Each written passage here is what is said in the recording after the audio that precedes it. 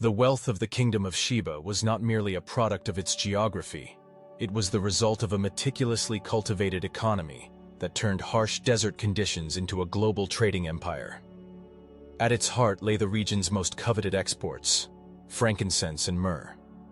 These aromatic resins, derived from trees native to the southern Arabian Peninsula, were in high demand across the ancient world. Used in religious rituals, embalming, medicine, and cosmetics, these substances were considered more valuable than gold. Sheba became the primary hub in the global incense trade, controlling not only production, but also the complex networks that delivered these goods from Arabia to distant markets.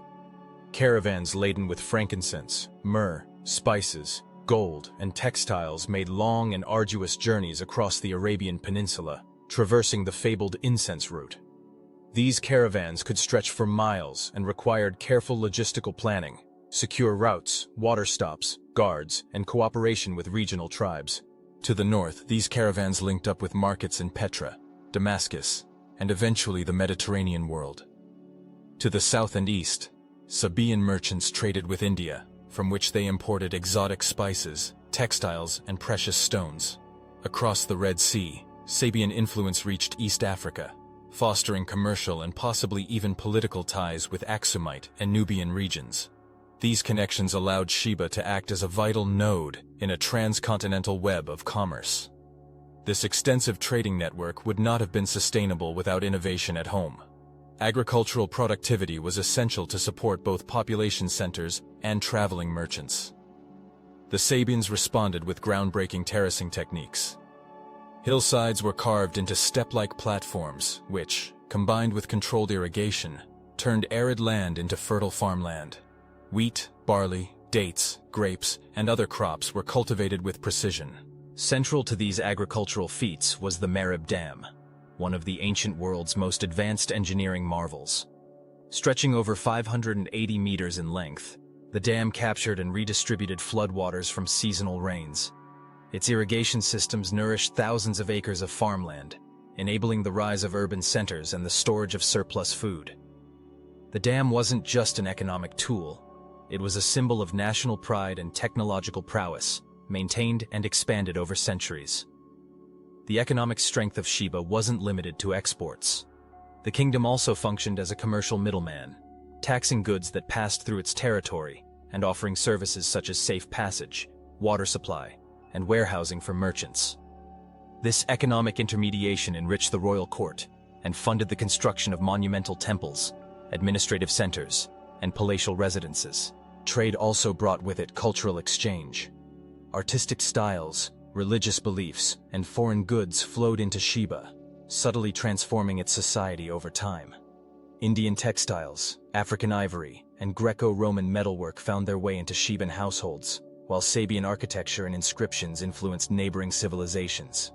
Through its commanding control of incense and its innovative use of environmental resources, the Kingdom of Sheba stood as one of antiquity's great commercial empires. Its economy was not an isolated engine of wealth, but a vital artery in the body of the ancient world, connecting far-flung civilizations through desert trails and sea winds. Among all the figures associated with the Kingdom of Sheba, none captivates the imagination more than the Queen of Sheba, a ruler shrouded in mystery, revered across continents, and immortalized in scripture, folklore, and legend. In the Hebrew Bible, 1 Kings 10 and 2 Chronicles 9, she is described as a powerful and curious monarch who travels to Jerusalem to meet King Solomon, having heard of his great wisdom. She arrives with a grand caravan bearing gold, spices, and precious stones. Their encounter is one of intellect and diplomacy. She tests Solomon with riddles, and he impresses her with his answers. Moved by his wisdom and splendor, she offers gifts and receives treasures in return. Though her name is never given in the biblical account, the narrative portrays her as a respected sovereign, commanding both wealth and political influence. The Quranic version of the tale, found in Surah An-Naml, the Ant, verses 20-44, presents her as Bilqis, the queen of a mighty kingdom. In this account, she rules a prosperous land, worships the sun, and is known for her intelligence and leadership. Prophet Suleiman, Solomon, invites her to submit to the worship of one God. After receiving his letter and consulting her advisors, she visits his court. There, impressed by his divine knowledge and authority, Symbolized by the miraculous transportation of her throne and the glass palace floor, she ultimately embraces monotheism. In the Islamic tradition, this moment signifies both spiritual and diplomatic enlightenment. Yet another layer of her legend is found in Ethiopian tradition, particularly in the 14th century text, Kebra Nagast, the glory of kings. Here, the queen is named Makeda, and her visit to Solomon has profound consequences. The story claims that she bore Solomon a son, Menelik I, who would become the first emperor of Ethiopia and founder of the Solomonic dynasty.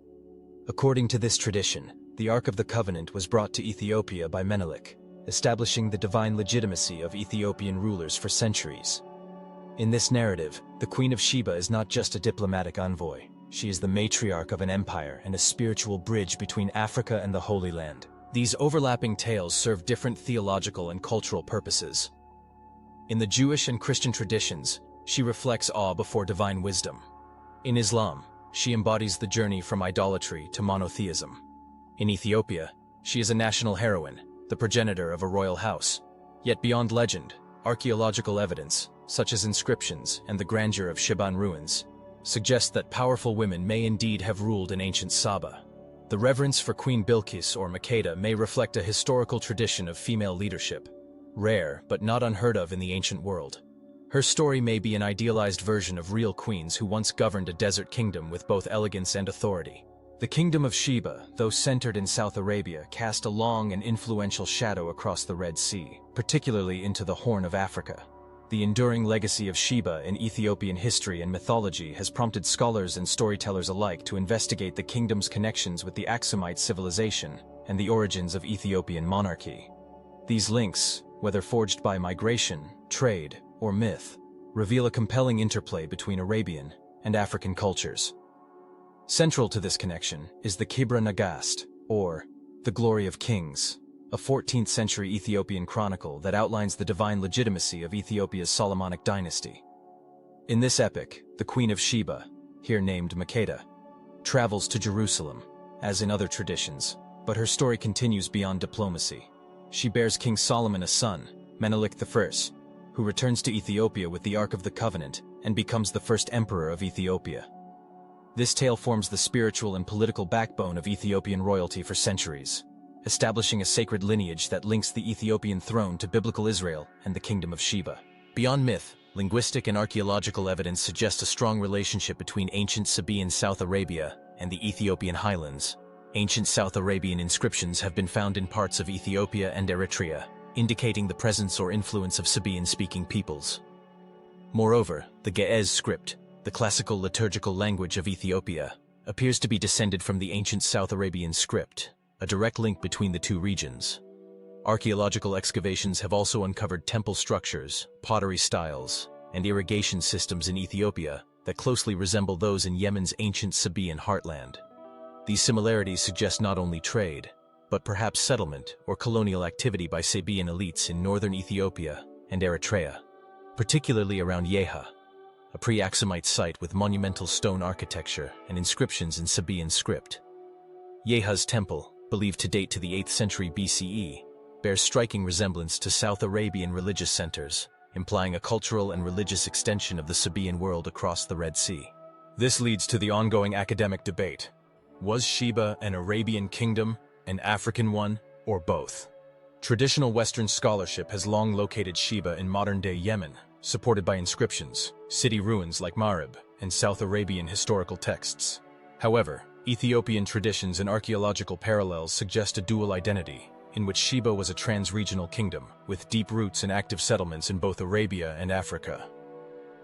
The rise of the Aksumite kingdom in the early centuries CE may have built upon or absorbed these earlier Sabean cultural and political structures. Aksum inherited many of Sheba's trade routes and diplomatic practices, and even claimed descent from its monarchs. It is no coincidence that Aksumite rulers also styled themselves as divine, emulating the sacred kingship modeled by their Sabean forebears. In the vast and sun-scorched landscapes of ancient Arabia and the Horn of Africa, there once flourished a kingdom shrouded in mystery and wonder, the Kingdom of Sheba. Known in legend for its wealth, wisdom, and a powerful queen, Sheba has captivated the human imagination for millennia. while its name echoes in ancient scriptures and religious texts.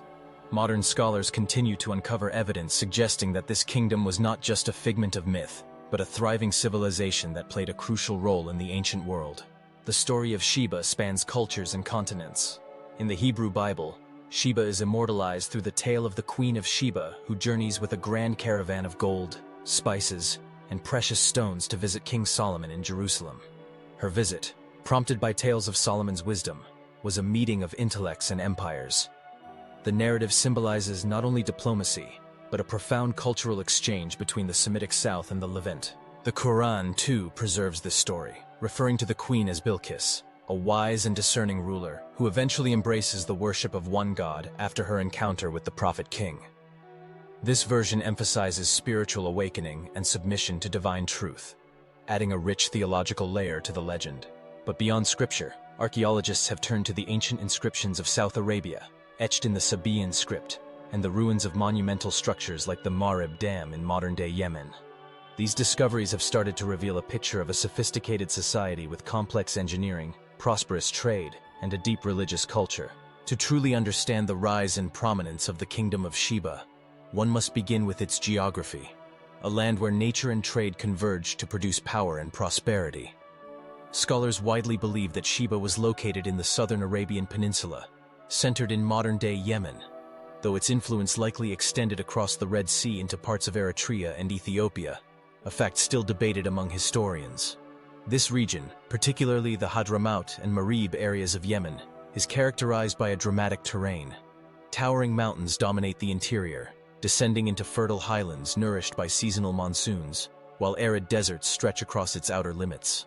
The highland valleys, especially around Marib, became centers of agriculture thanks to advanced irrigation techniques, most notably the famed Marib Dam, one of the greatest engineering feats of the ancient world. This dam transformed otherwise barren land into a green oasis, capable of sustaining large populations and abundant crops. But Sheba's power wasn't just rooted in fertile lands. It was embedded in its strategic location. Situated along the ancient incense route, Sheba controlled one of the most lucrative trade networks of antiquity. This route transported frankincense and myrrh, two of the most prized commodities in the ancient world, from the southern Arabian interior northward to the Mediterranean and eastward to Persia and India.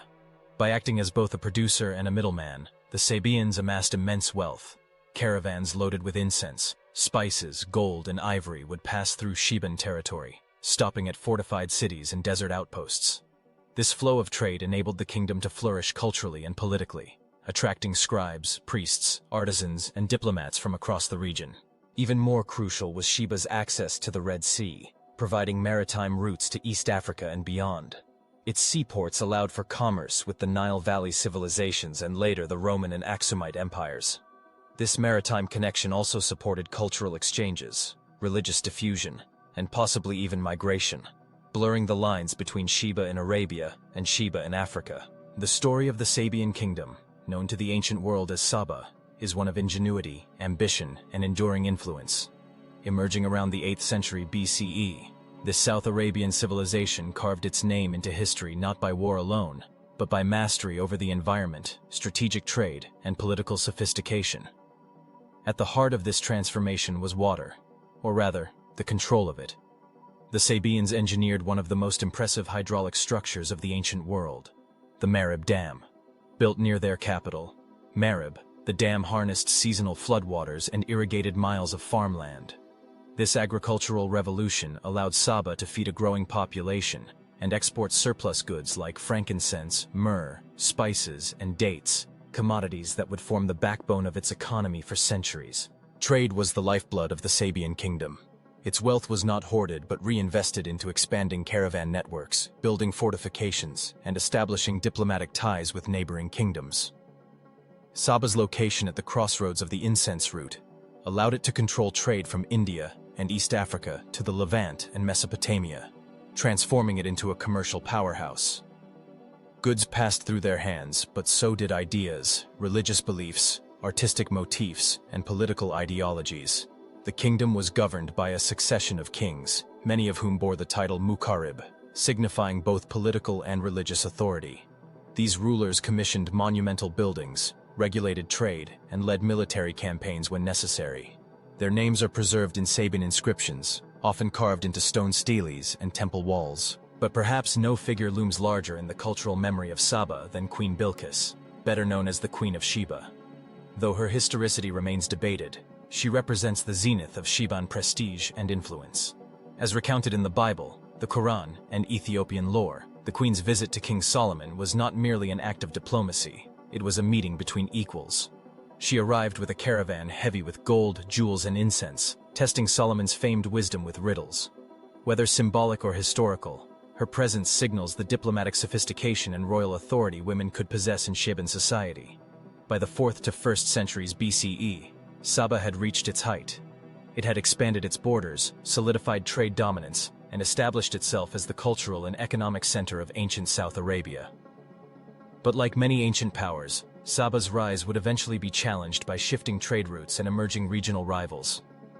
Still, its legacy remains, a civilization that rose from the arid deserts by mastering the art of water, commerce, and diplomacy.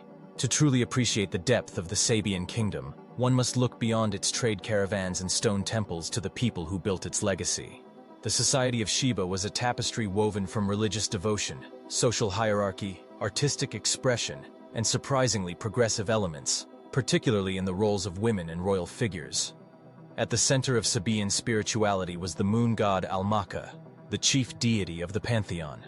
Almaka was associated with fertility, agriculture, and protection, a fitting symbol for a kingdom that owed its prosperity to irrigation and the cycles of nature. Other deities such as Shams, sun goddess, and Athtar, associated with Venus, were also venerated. Temples dedicated to these gods dotted the landscape, constructed with towering stone pillars and adorned with intricate inscriptions.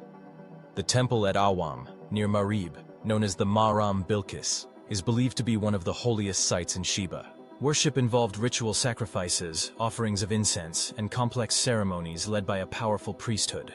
Religion was not a private affair but deeply embedded in governance, with kings often acting as high priests or divine intermediaries. Festivals were likely grand public affairs that reinforced both religious beliefs and loyalty to the crown. Socially, Sheba was stratified but dynamic.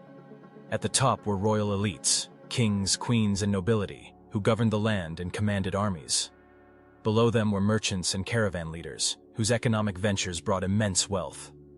Skilled artisans and architects constructed palaces and temples, while farmers and laborers formed the foundation, maintaining the terraced fields and irrigation systems that sustained the kingdom. A notable aspect of Sabean society was the apparent role of women, particularly in royal and economic spheres. While full equality is unlikely by modern standards, the recurring figure of Queen Bilqis suggests that women could wield substantial power, at least within dynastic lines. Some inscriptions even mention women landowners and business participants, challenging modern assumptions about gender roles in ancient Arabia. Cultural expression also thrived through language and writing. The Sabeans developed a sophisticated writing system, ancient South Arabian script, also called musnad. It was carved into stone in bold, angular forms and used in administrative records, religious dedications, and legal decrees. These inscriptions provide modern scholars with vital clues about Sabean law, commerce, and social values. The language itself, a variant of Old South Arabian, reflects a society deeply literate in matters of state and faith. Art in Sheba leaned towards symbolic and architectural grandeur. Stylized sculptures of deities, geometric designs, and columned facades showcased their aesthetic sensibilities. Many structures were built with locally quarried limestone and basalt, shaped into elegant yet imposing forms, echoing both their religious devotion and engineering mastery. As with many ancient empires, the fall of the Kingdom of Sheba was not the result of a single catastrophic event, but rather a slow unraveling caused by economic shifts, environmental degradation, and rising political competition. By the 3rd century CE, the mighty kingdom that had once ruled trade routes and inspired legend had faded into history. The first and perhaps most consequential factor was the decline of the incense trade. As sea routes became more efficient and desirable, especially following Roman innovations in navigation and shipping, overland caravan routes lost their prominence. The maritime spice route connecting India and the Roman Empire via the Red Sea and Persian Gulf began to bypass South Arabia's land-based trading hubs. Sheba, which had thrived on controlling inland caravan traffic, found itself increasingly marginalized in the global economy. Compounding this commercial downturn were environmental pressures. The very lifeblood of Sheba's agricultural system, the Revered Dam, began to show signs of strain. Centuries of silt buildup, maintenance difficulties, and shifting political powers led to periods of neglect and eventual partial failure. While the dam was repaired several times, by the 6th century CE, it would ultimately collapse completely. The result was flooding, agricultural decline, and widespread displacement of populations dependent on the dam's irrigation network. As Sheba weakened, rival South Arabian kingdoms began to rise. The Qataban, Hadramaut, and especially the Himyarites grew in power and influence. The Himyarite kingdom eventually emerged as the dominant force in the region, absorbing much of Sheba's territory and infrastructure. These rival states often warred with one another, contributing to regional instability and hastening Sheba's fragmentation. By the late 3rd century CE, Sheba had lost its political independence and became a vassal state of the Himyarites. Its once proud temples were abandoned or repurposed, and its royal line faded from the historical record. The Sabean identity persisted culturally, but ceased to exist as a sovereign political entity. Ironically, Sheba's final historical chapter came not from within Arabia, but from across the sea. In the early 6th century CE, the Aksumite Kingdom of Ethiopia, possibly claiming ancient ties to Sheba itself, launched a military campaign into southern Arabia. Supported in part by the Byzantine Empire, the Aksumites occupied Yemen and overthrew the Himyarites. In a twist of history, the legacy of Sheba, so deeply entwined with Ethiopian myth, returned to South Arabia as a conquering force. The legendary Kingdom of Sheba, once considered the realm of myth and scripture, began to emerge from the sands of time through the modern science of archaeology. Since the 19th century, explorers, linguists, and archaeologists have ventured into the rugged landscapes of Yemen and Ethiopia, searching for tangible traces of a civilization long shrouded in legend. In Yemen, the ancient capital of Marib became a focal point of discovery. Excavations revealed monumental structures, including the Great Temple of Al-Makka, dedicated to the kingdom's moon god, and the awe-inspiring Marib Dam, a masterpiece of ancient engineering that controlled seasonal floods and supported vast agricultural lands. Nearby, inscriptions in the ancient South Arabian script were found carved into stone walls and stelae, documenting royal decrees, trade activities, and religious dedications. These inscriptions helped scholars reconstruct the timeline of the Sabean rulers and their sophisticated societal systems.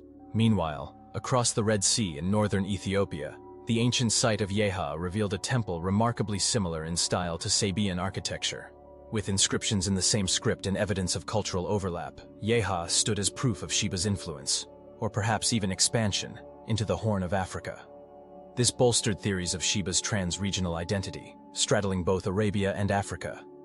Yet, the work of archaeologists in Yemen has been frequently interrupted by political instability, conflict, and limited access to remote regions. Ongoing warfare has endangered both researchers and the sites themselves, with some ruins damaged or left unprotected. Despite these challenges, local historians and tribespeople have preserved knowledge of ancient places, guiding researchers to previously undocumented ruins. The contributions of Yemeni, Ethiopian, European, and American scholars have collectively illuminated Sheba's historic reality. These experts, combining epigraphy, satellite imagery, and ground excavation, have unearthed the material remains of a kingdom once thought to exist only in myth.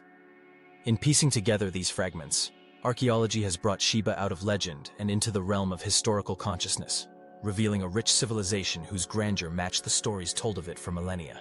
Though the Kingdom of Sheba faded from political power nearly 2,000 years ago, its cultural and spiritual legacy has continued to captivate minds across continents and centuries. Few ancient states have wielded such enduring influence on the world's major religions, national identities, and global imagination.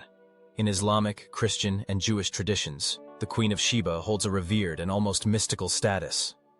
In the Bible's Book of Kings and Chronicles, she is depicted as a wise and wealthy monarch who journeys to test the wisdom of Solomon, bearing lavish gifts of gold, spices, and precious stones.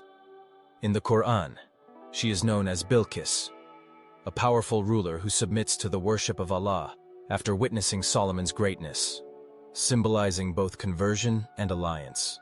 In Jewish folklore, her tale expands with miraculous elements, emphasizing her intelligence and intrigue. Each tradition uses her image to explore themes of wisdom, diplomacy, spiritual awakening, and cross-cultural exchange. Sheba, as a kingdom, becomes the backdrop to these profound moral and theological narratives. Perhaps nowhere is Sheba's influence more pronounced than in Ethiopia, where the Kebra Nagast enshrines the queen as the matriarch of a divine royal line. Her union with Solomon is said to produce Menelik Revered, founder of the Solomonic dynasty, whose reign legitimized centuries of Ethiopian emperors. This lineage, believed to be divinely ordained, played a foundational role in shaping Ethiopian national identity and imperial ideology. Even during Ethiopia's resistance against colonization, the symbolism of descent from Sheba and Solomon was invoked to assert sovereignty and divine right. Beyond religion and politics, Sheba has inspired literature, music, and art for generations. From Renaissance paintings to modern poetry, from Handel's famous musical piece, The Arrival of the Queen of Sheba, to recent historical fiction, her story continues to echo through cultural expression. She is often portrayed as the embodiment of female power, sensuality, and intellect, a rare and compelling figure in ancient lore. The Kingdom of Sheba, long veiled in the mists of myth and scripture, stands today as a testament to the complexity and richness of ancient civilizations. Through the convergence of religious tradition, archaeological discovery, and historical scholarship, Sheba emerges not merely as a fabled realm, but as a vibrant center of trade, culture, and diplomacy. From its origins in the fertile valleys of South Arabia to its influence across the Red Sea in Ethiopia, Sheba carved a path through history with its engineering marvels, spiritual traditions, and storied monarchs. Its dominance over the incense trade allowed it to bridge East and West, and its mythology allowed it to bridge the sacred and the secular. The tale of the Queen of Sheba, while shrouded in mystery, gave voice to a powerful image of female leadership, and remains one of the most iconic stories of antiquity. Her meeting with Solomon, whether literal or allegorical, symbolizes the blending of wisdom, diplomacy, and cultural exchange, a meeting of minds as much as a meeting of kingdoms. Today, the echoes of Sheba continue to resonate, from crumbling stone inscriptions in Yemen to sacred texts read across the world, and from royal claims in Ethiopia to the imaginations of artists and storytellers. In rediscovering Sheba, we uncover not only the story of a kingdom, but a deeper insight into human civilization's shared heritage, a legacy written in both stone and story, fact and fable.